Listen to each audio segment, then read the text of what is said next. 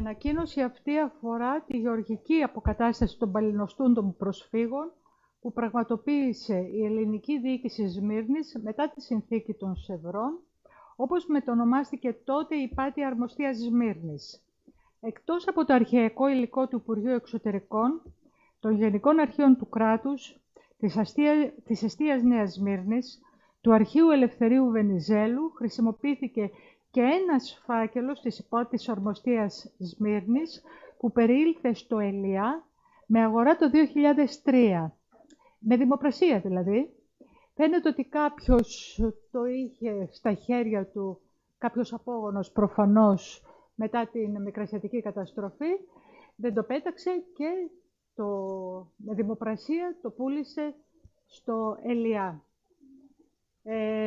Η Υπάτια Αρμοστία Σμύρνης εγκαταστάθηκε στην πρωτεύουσα της Ιωνίας, σε μια ζώνη δηλαδή από τη Σμύρνη ως το Αϊβαλί, που περιέκλει και την κάτω κοιλάδα του Μεάνδρου με ύπατο αρμοστή τον Αριστίδη Στεργιάδη και είχε στόχο αρχικά την αποκατάσταση της δημόσιας τάξης που είχε διασαλευτεί από τα γεγονότα της ημέρας της απόβασης του ελληνικού στρατού την Δευτέρα με 15 Μαΐου δηλαδή του 1919, Β, την εξασφάλιση της ειρηνικής συμβίωσης των συνήκων στοιχείων που θα επιτυγχανόταν μέσω της λειτουργίας αμερόληπτης ως προς όλα τα στοιχεία του πληθυσμού ελληνικής διοίκησης και Γ, την επάνωδο στις εστίες τους των διωχθέντων κατά τους διωχμούς του 1914 Ελλήνων της Δυτικής Παραλίας της Μικράς Ασίας.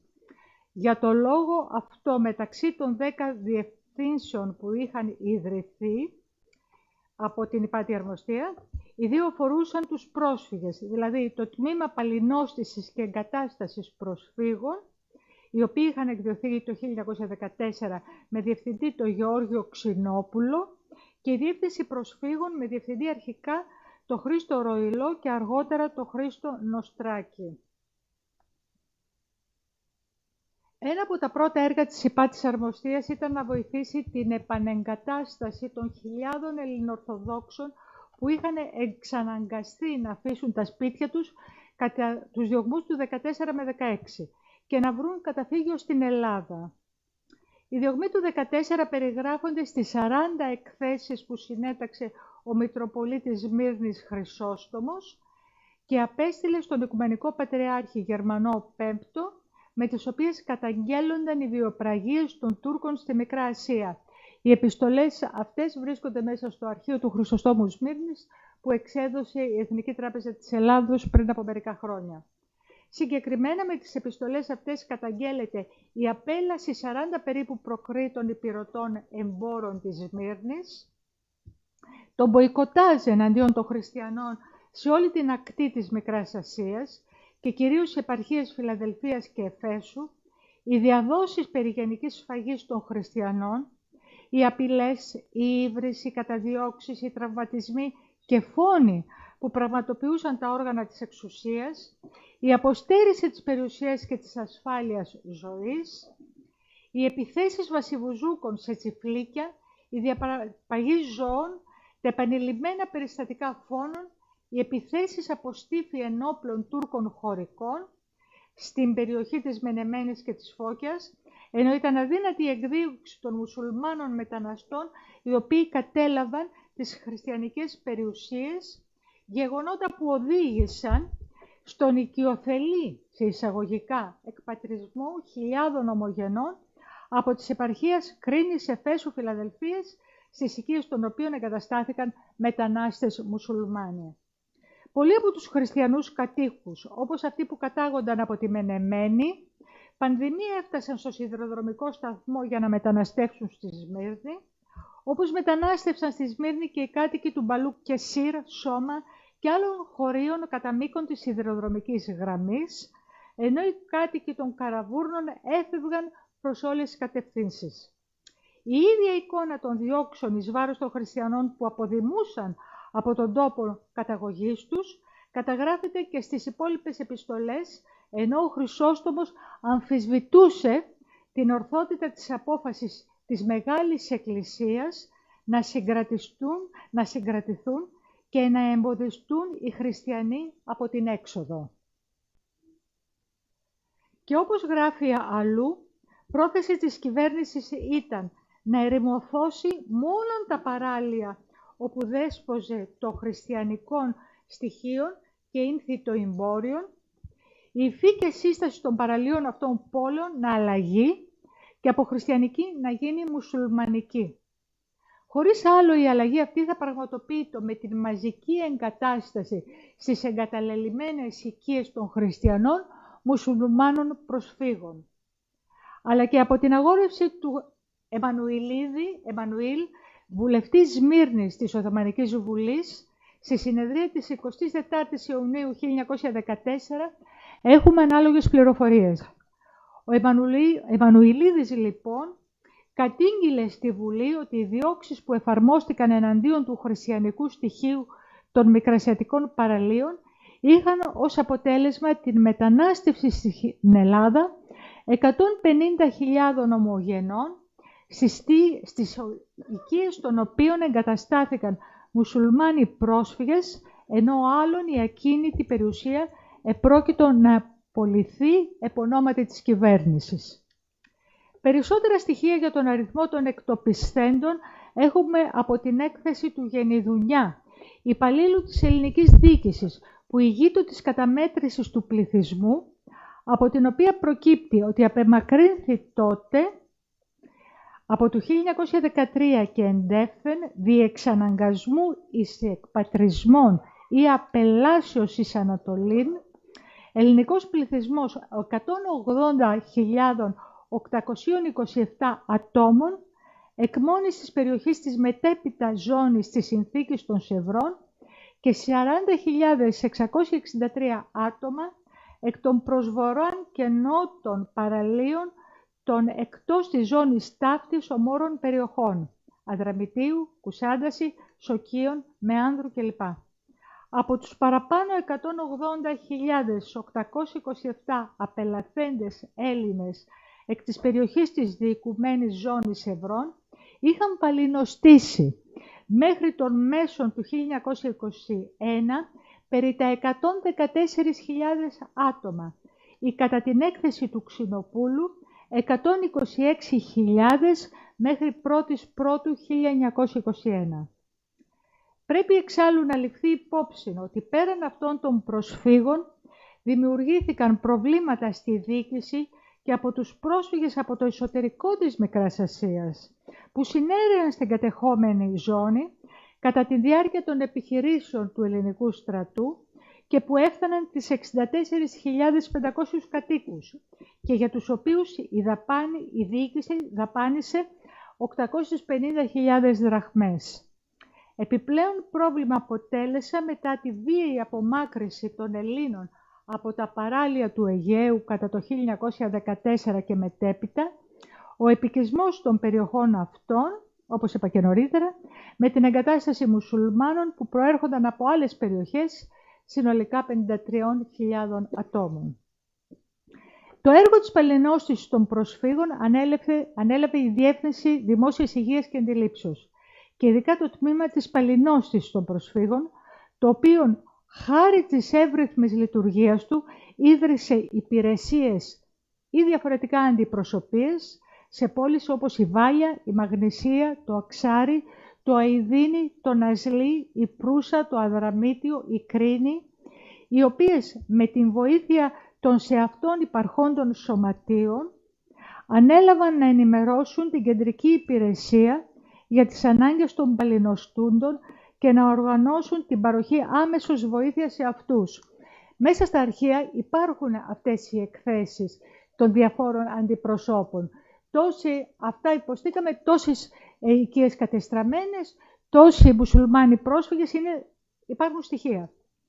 Σε σύντομο χρονικό διάστημα οργανώθηκαν στη Σμύρνη και αλλού γραφεία εργασίας και προσφυγικά συσίτια, ενώ στη Μαγνησία, το Αξάριο, το Αηδίνη, το Νασλή, την Προύσα και την Κίο οργανώθηκαν υπηρεσίες περίθαλψης που διένυμαν στους παλινοστούντες τρόφιμα, χρηματικά βοηθήματα, οικοδομικά υλικά για την επισκευή των οικειών που κατά τη διάρκεια της απουσίας των ομογενών είχαν υποστεί μεγάλες φθορές και αιματισμό.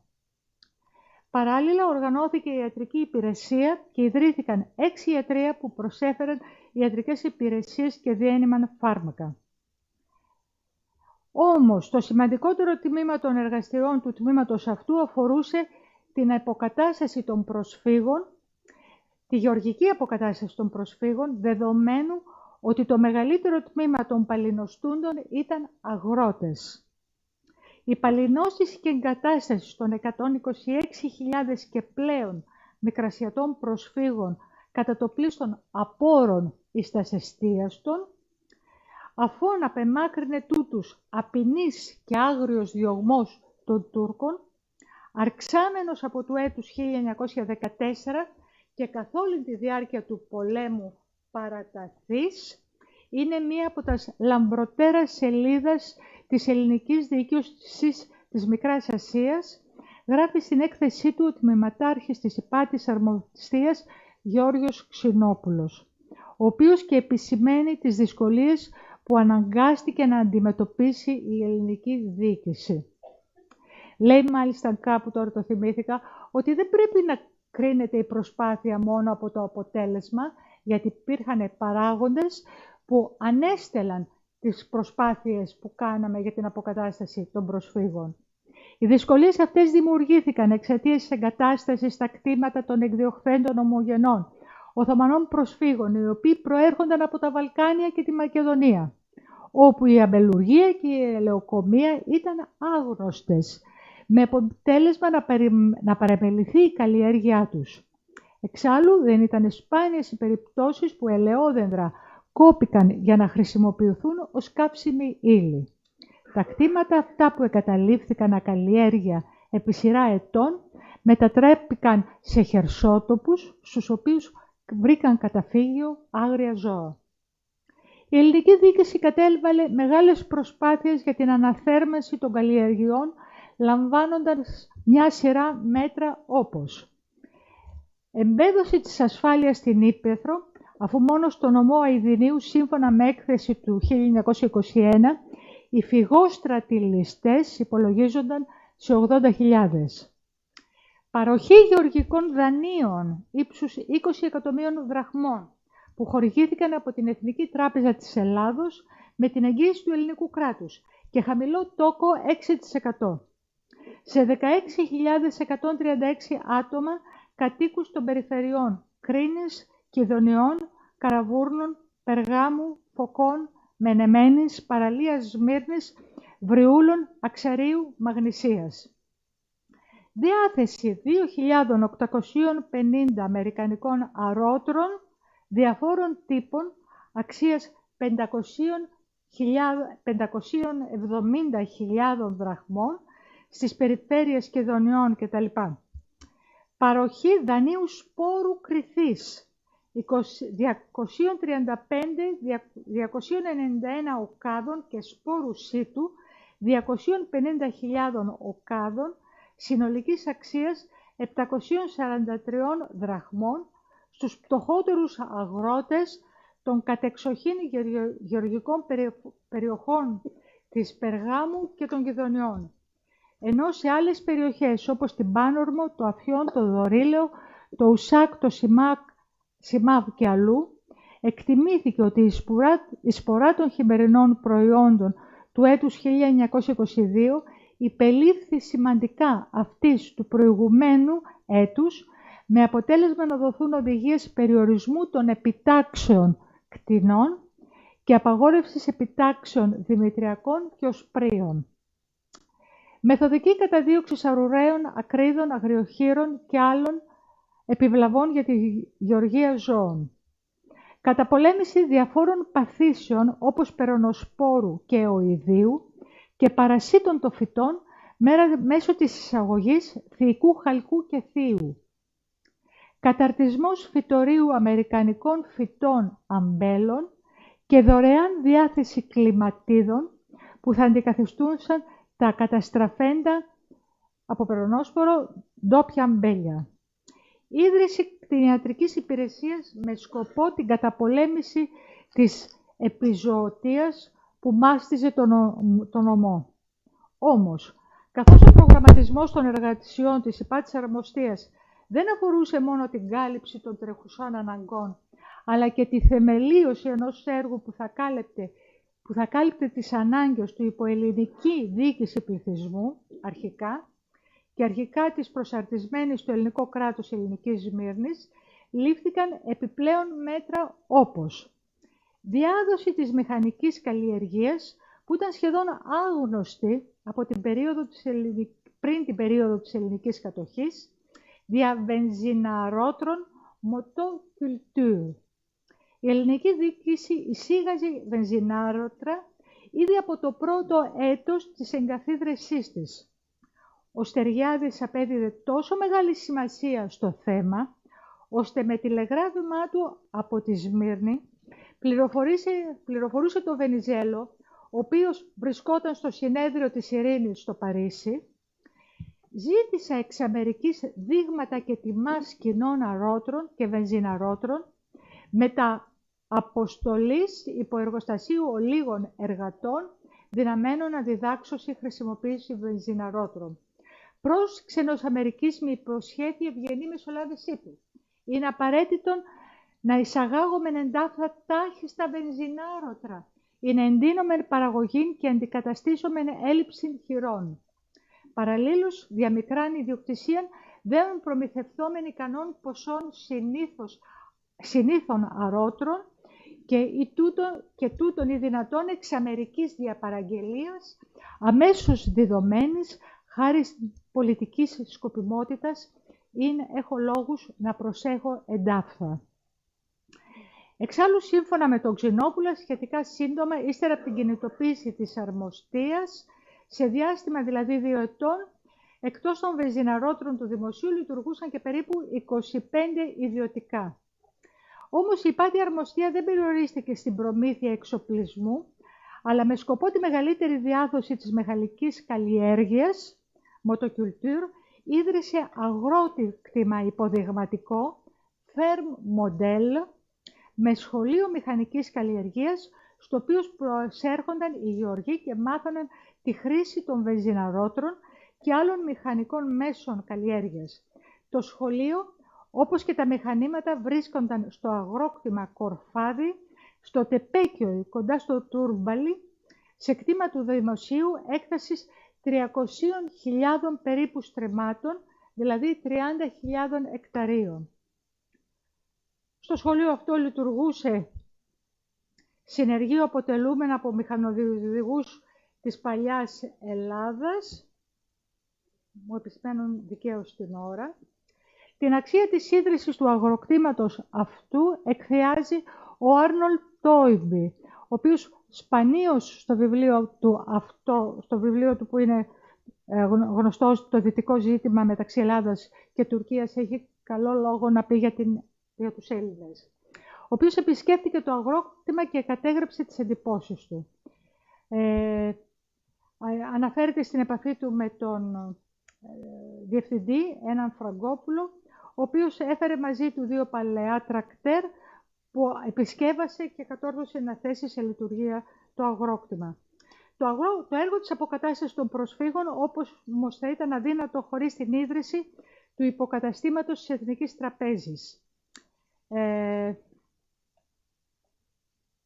Εξάλλου, όπως σημειώνεται στο τηλεγράφημα του Στεριάδη προς τον Βενιζέλο, η παροχή οικονομικής βοήθειας όχι μόνο στους παλινοστούντες πρόσφυγες, αλλά και στα θύματα του Αηδινίου και άλλων περιοχών, καθιστούσε την ίδρυση υποκαταστήματος της Εθνικής Τραπέζης επιτακτική.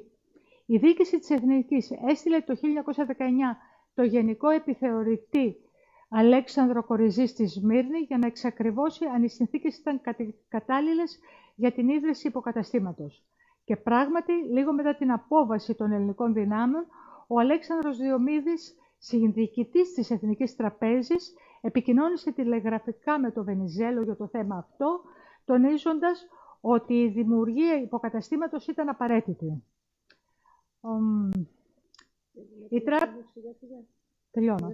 Τελειώνω. Η τράπεζα τελικά η τράπεζα εργάστηκε χωρίς να απασχολήσει κεφάλαια από το κέντρο, αλλά μόνο με τις καταθέσεις Μεγάλης Μεριναϊκής Πολιτείας και κατάφερε να συγκεντρώσει στο διάστημα μιας τριετίας 7.515.422 δραχμές. Μπορούσε λοιπόν ο Στεριάδης να υπερηφανεύεται στο τηλεγράφημα που έστειλε στα τέλη Μαΐου του 1920 προς το Βενιζέλο. Διανεμήθηκαν με τα ταχύτητος υπό τις κυβερνήσεις εγγυηθέντα δάνεια σε πρόσφυγες, παλαινοστούντες. Όμως η ελληνική διοίκηση Σμύρνης έδειξε ενδιαφέρον και για τους μουσουλμάνους πρόσφυγες. Συγκεκριμένα συνέστησε ειδικές υπηρεσίες για την περίθαλψη των προσφύγων και άλλων απόρων αδιακρίτως φυλής και θρησκεύματος. Συγκεκριμένα στη Σμύρνη λειτουργήσε συσίτιο που χορηγούσε καθημερινά 2.000 μερίδες φαγητού, από τις οποίες 1.000 μερίδες φαγητού σε μουσουλμάνους. Συστήθηκε ειδική υπηρεσία από Οθωμανούς υπαλλήλους υπό τη διεύθυνση του Οθωμανού Σιριβέη για την περίθαλψη Τούρκων προσφύγων και απόρων και παροχή χρηματικών βοηθημάτων, αλεύρου, ηματισμού, ιατρικής περιθάλψης και άλλων. Η Πάτια Αρμοστία ενδιαφέρθηκε για την περίθαλψη μουσουλμάνων προσφύγων και στην Προύσα, 4.000 άτομα, και την Κίο, 2.500 άτομα.